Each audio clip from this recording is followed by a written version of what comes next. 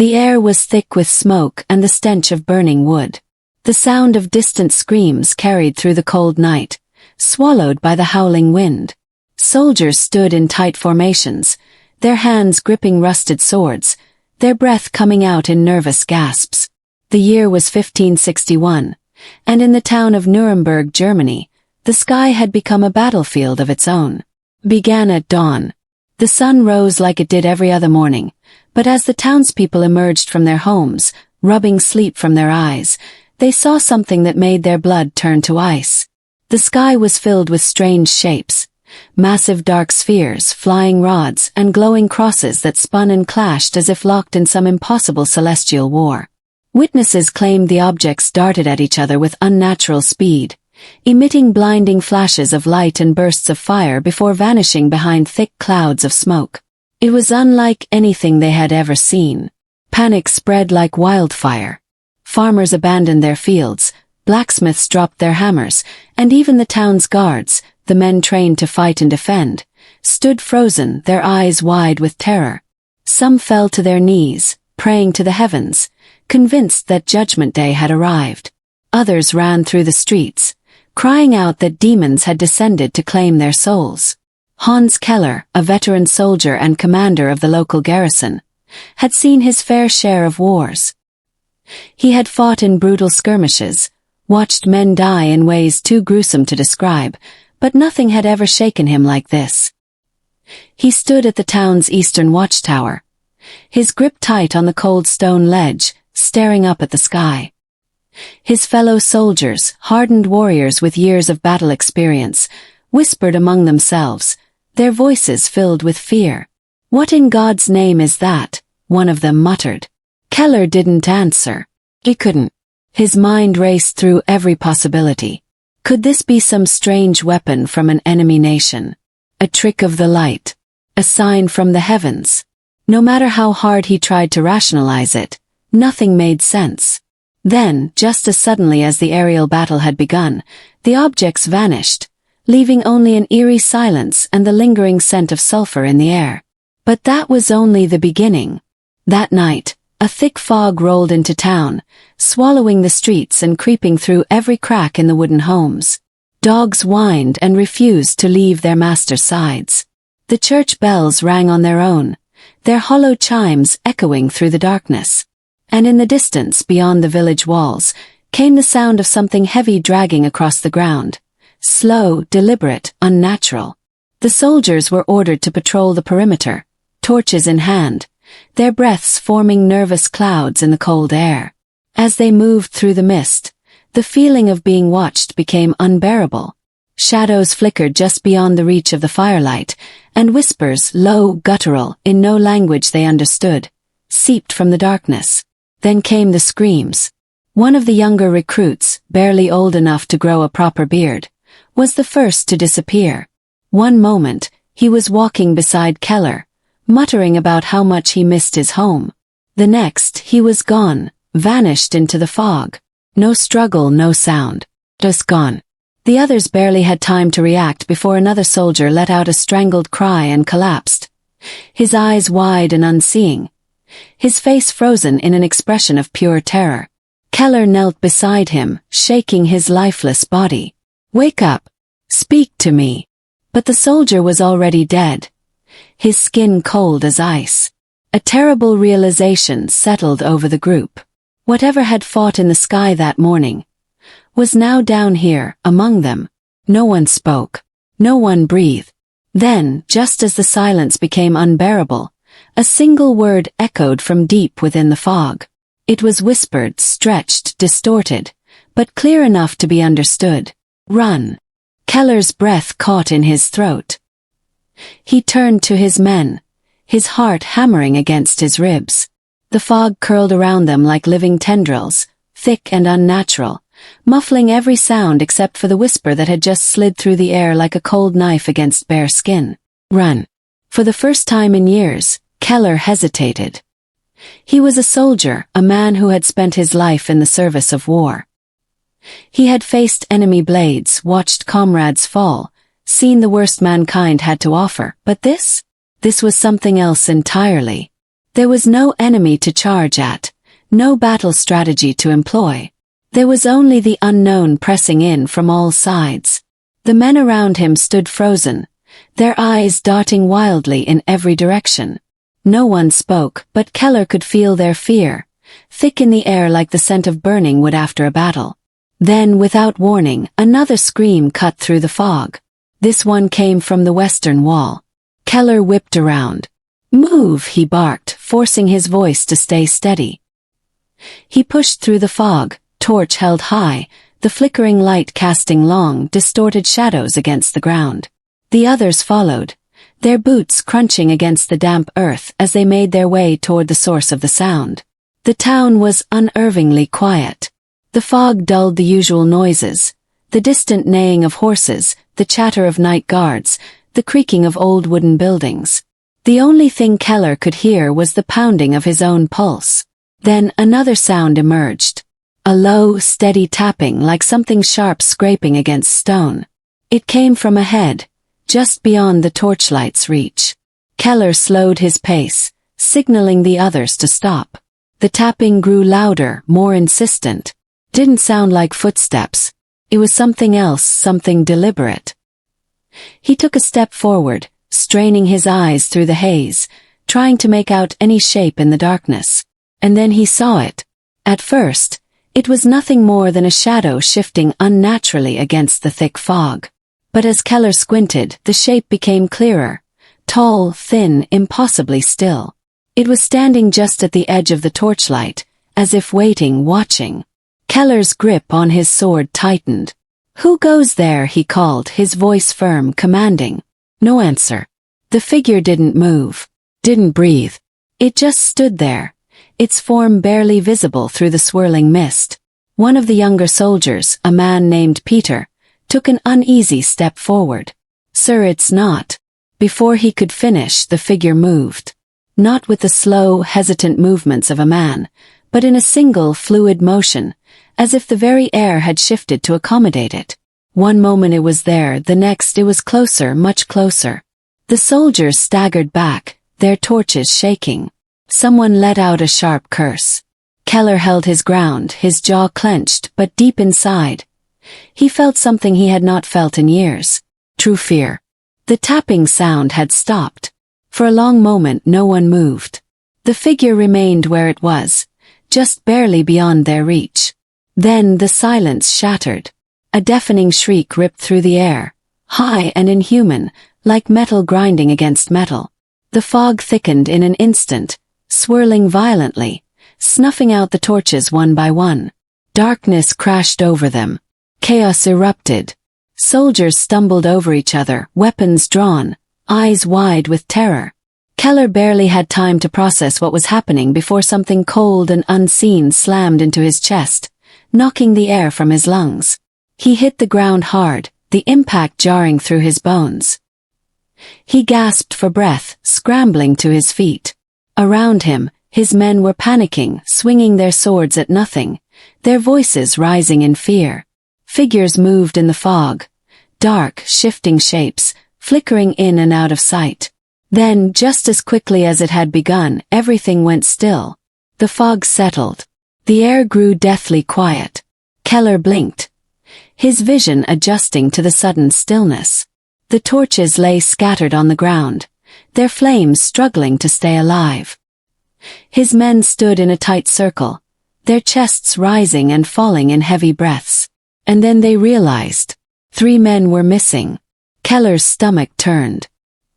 He turned in place, scanning the area, hoping, praying, that this was some kind of trick of the fog. But the truth was undeniable. The missing men had been right there, standing among them just moments ago. And now they were gone. A cold wind swept through the streets, carrying with it the distant echo of something laughing. Not a human laugh. Not even close. It was low, guttural, stretching unnaturally, curling through the air like smoke.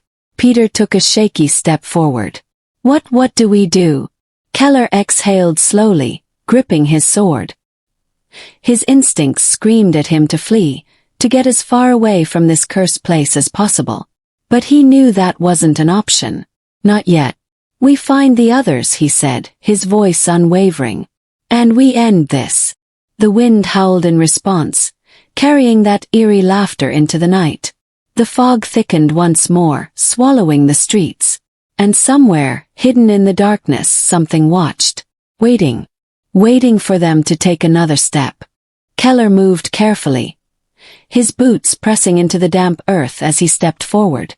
The laughter had faded, but the unease it left behind clung to the air like smoke after a fire. His men followed, their grips tight around their weapons, their breath shallow with fear. No one spoke. They all knew words wouldn't help them now. The fog shifted, curling in slow, deliberate movements, as if it were alive. Shapes flickered in and out of view, just on the edges of their vision, just far enough that they couldn't be certain if they were real or some trick of the mist. Keller's mind raced through everything he knew of war, but nothing had prepared him for this. He had trained to fight men, not ghosts. Peter walked beside him, his torch flickering weakly in the thick air. "Commander," he whispered, his voice barely more than breath. "This isn't right. None of this is right." Keller didn't answer. He knew it wasn't right. 3 men gone without a trace. A presence lurking in the mist. That thing, whatever it was, watching them. But the worst part was the silence. There were no cries for help. No sounds of struggle. Just nothing. A sudden chill slid down Keller's spine. He had seen men die before, had witnessed the slow, agonizing way war could claim a soul. But this was something different. It was as if the missing men had been swallowed by the very air around them. The town's narrow streets twisted ahead, leading deeper into the fog. Their torches barely cut through the haze, the flames fighting against some invisible force. The buildings, once familiar and sturdy, now looked wrong, leaning at strange angles, their windows black and empty. Keller had lived in this town for years, yet at this moment, it felt utterly unfamiliar. A scraping sound echoed from somewhere nearby. Dark, low, deliberate. The soldiers froze. Keller signaled for them to move carefully, pressing against the damp stone wall of a nearby building. He strained his ears, listening. The sound came again, closer this time, like metal dragging against stone. Peter swallowed hard. "It's playing with us," he muttered. Keller didn't argue. He knew a hunter when he saw one. A shadow flickered ahead, just for a moment, just enough for Keller to see it wasn't human. He raised his hand in a silent command, and the men moved as one, stepping forward in slow, measured movements. The fog thickened, wrapping around them, pressing in like unseen hands. Then a whisper. A twisting. Not in a language any of them understood. One of the younger soldiers, Jacob, made the mistake of turning toward it. His eyes went wide.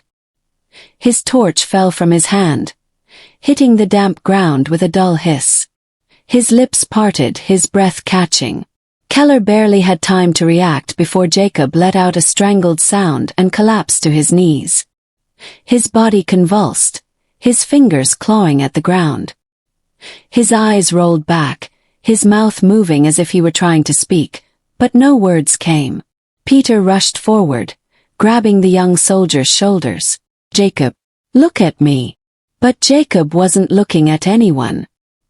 His face twisted in an expression of pure terror, his pupils blown wide. Then he stopped. No movement, no breath.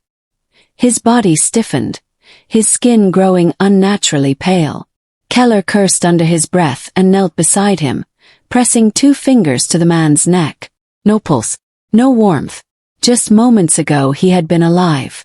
The others backed away, fear thick in their eyes. No one knew what to say. Then, as if the night itself had been waiting, a slow breath rasped through the air. It wasn't human. It was deep, layered, like multiple voices speaking at once. Something shifted in the fog. Keller grabbed his sword. "Move. Now." The soldiers barely had time to react before the shadows lunged. Dark shapes moved impossibly fast, twisting between the men. The torchlight flickered wildly, throwing jagged shadows across the walls. A scream tore through the air, one of their own. Steel clashed against something that wasn't flesh but wasn't quite air either. The impact sent a shock through Keller's arm. The shape recoiled, shifting in the mist, but it didn't fall. It was toying with them. The soldiers fought blindly, slashing at the darkness, trying to hit something, anything. The whispers grew louder, wrapping around them, slipping into their ears like poison. Peter shouted, swinging his sword wildly. "We can't fight this." Keller knew he was right. This wasn't a battle. It was a hunt. And they weren't the predators. The ground trembled beneath them. The laughter returned, hollow and stretched, twisting into something almost human but not quite. Then, just as suddenly as it began, the fog pulled back. The shadows disappeared. And Keller realized they were alone. Jacob's body lay still on the cold ground. No sign of the missing men. No sign of the things that had taken them. The silence returned. The town looked the same as before. Dark. Waiting. Peter wiped a hand across his face. His breath still ragged. "Commander, what do we do now?" Keller exhaled slowly, his grip tightening around his sword. Whatever was hunting them. It wasn't finished. The air felt heavier now, thick with something unseen, something waiting. Keller could feel it pressing against his skin, a weight that made it harder to breathe. The town had fallen into a dead silence once more, as if the world itself had stopped moving. The fog had thinned just enough for the soldiers to see each other clearly, but it still clung to the streets, swirling in slow, deliberate movements. It wasn't natural. It wasn't right. Jacob's lifeless body lay in the dirt, his face frozen in horror. Keller had seen men die before, had watched the light fade from their eyes, but this was different. There was no blood, no wound, just emptiness, as if something had reached inside and stolen his soul. Peter knelt beside the body, his fingers trembling as he made the sign of the cross. His voice was barely a whisper. "We need to get out of here, sir." Keller wanted to agree. Every instinct screamed at him to turn back, to leave this cursed place behind. But 3 men were still missing. They had been taken, and he could not abandon them. He tightened his grip on his sword. "We move forward." Peter hesitated, but he didn't argue. The other soldiers, though pale with fear, nodded. They had come this far. There was no turning back. The wind shifted, bringing with it a sound, low, distant, almost like breathing. It wasn't coming from any one direction. It was everywhere, surrounding them, filling the space between the buildings. Then footsteps, low, measured, coming from the main road ahead. Keller turned sharply, raising his torch. The fog rippled as a figure emerged. First it looked human. A man in tattered clothing, head bowed, walking with an unnatural stiffness. His skin was pale, stretched too tight over his bones. His fingers twitched at his sides as he moved closer. Keller raised his sword. "Who are you?" The figure didn't respond. It took another step, and in the flickering light, its face became visible. It was one of their missing men. Gasping, Peter stepped forward. "Marcus." The soldier did not react. His eyes were black, empty pits that reflected nothing. His mouth hung slightly open, but no breath escaped. Then, slowly, his head tilted. Not like a man acknowledging a friend, but like something that did not understand what it was looking at. Keller's pulse pounded. "Marcus." The figure took another step, then another. It was too smooth, too controlled, like a puppet on invisible strings. Then, in an instant, it lunged. Keller barely had time to react. He swung his sword, the blade slicing through flesh, but there was no blood. Marcus did not stop. He grabbed Keller's wrist with an inhuman strength, his grip ice cold. The other soldiers surged forward, slamming into the figure, trying to pull it away. It took all of them to wrench Marcus back, but even then, he did not struggle like a man in pain. He simply turned his head, those black eyes staring, unblinking. And then he spoke, or at least something spoke through him. The voice that came from his mouth was layered, deep, inhuman, filled with whispers that seemed to echo inside their skulls. "You should not have come." The wind howled through the streets, and the fog thickened once more. The laughter returned, this time closer, circling them. Marcus shuddered violently, his body convulsing. Then, without warning, he crumpled to the ground, lifeless. Peter stumbled back, his face pale. What was that? Keller swallowed hard. There was no answer that made sense. But he knew one thing. This presence was not done with them. And as the darkness deepened, he realized something terrifying. The other missing men were still out there, and they might not be alone. The silence that followed was unbearable. Keller stood frozen, his sword still raised, though his grip had tightened to the point of pain. The body of Marcus lay motionless at his feet, the echoes of that impossible voice still ringing in his ears. The other soldiers were backing away, their faces drawn tight with horror. No one spoke. No one knew what to say. Then the wind shifted again, carrying with it something new. Sound. Distant yet unmistakable. Scream. Keller snapped his head toward the source. It came from deeper within the town. It was raw, desperate, human. One of the missing men. Peter's breath caught in his throat. So that's... Keller didn't wait. He was already moving. His boots pounded against the uneven ground, the torch in his hand flickering wildly as he ran. The others followed, though their hesitation was clear in every step. None of them wanted to go deeper into this nightmare, but there was no choice. The scream came again, echoing between the buildings. It was close now. Keller turned a corner sharply, nearly colliding with a crumbling stone wall. And then he saw it.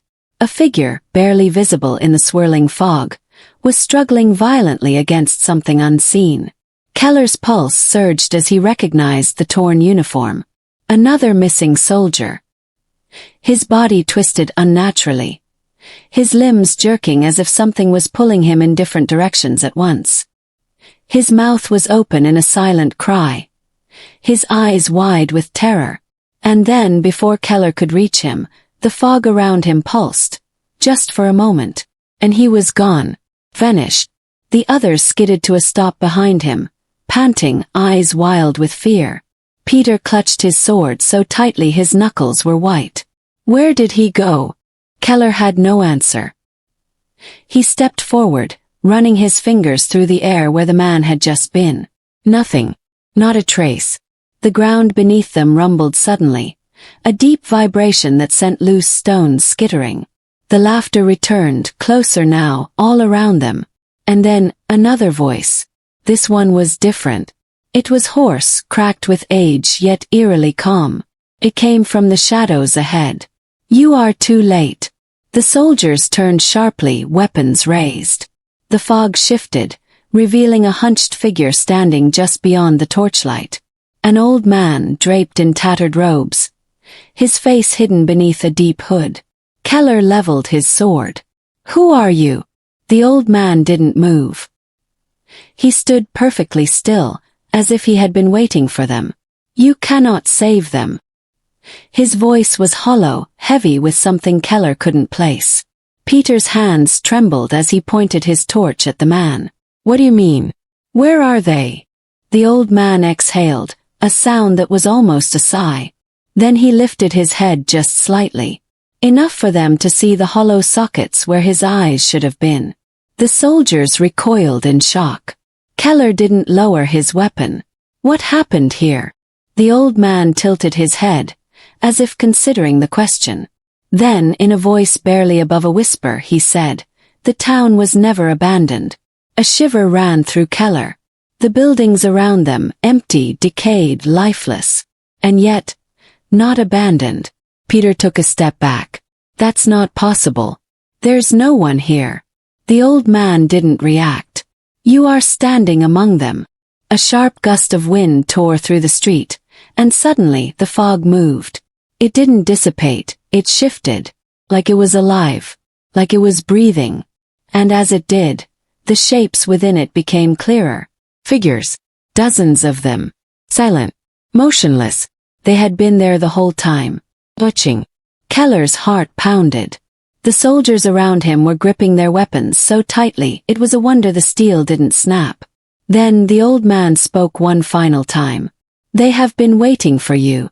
And before anyone could react, the ground cracked beneath them, and the fog swallowed them whole. The world around them vanished. The ground seemed to give way, and for a moment, Keller felt weightless, as if falling into an endless void. The laughter swirled around him, growing louder, mixing with the screams of his men. He reached for something, anything, but there was nothing to hold on to. The fog was everywhere, thick and suffocating, pressing against his skin, filling his lungs. He couldn't see. He couldn't move. And then silence. His boots slammed onto solid ground, his knees nearly buckling from the impact. The torch in his hand flickered weakly, casting dim, uneven light around him.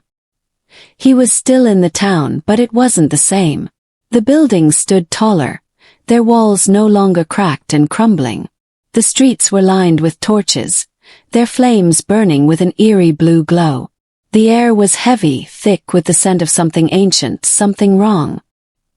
He turned sharply, searching for his men.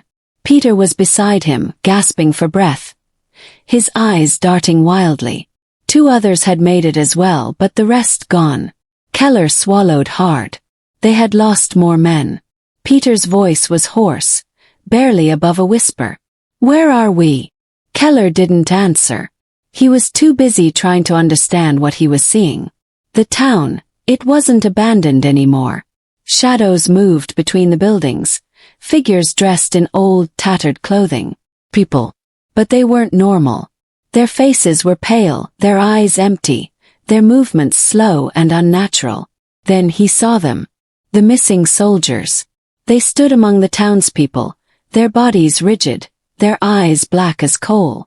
They didn't move. They didn't speak. They simply watched. Keller's chest tightened. He took a step forward. "Marcus." His voice was steady, but inside he was unraveling. The soldier didn't react. None of them did. They were there, but they weren't there. Peter grabbed Keller's arm. "We have to go. Now." Before Keller could respond, a deep, guttural voice echoed through the streets. "You cannot leave." The old man stepped into the torchlight, his hollow eyes reflecting the unnatural glow around them. His presence sent a shiver through Keller's spine, but it wasn't just fear. It was something deeper, something primal. Keller tightened his grip on his sword. "What have you done to them?" The old man exhaled slowly. "They have become part of this place. Just as you will." The blue flames flickered wildly, and suddenly, the ground beneath them pulsed with a deep, throbbing energy. The shadows around them moved, shifting unnaturally, stretching toward them. Peter's breathing turned ragged.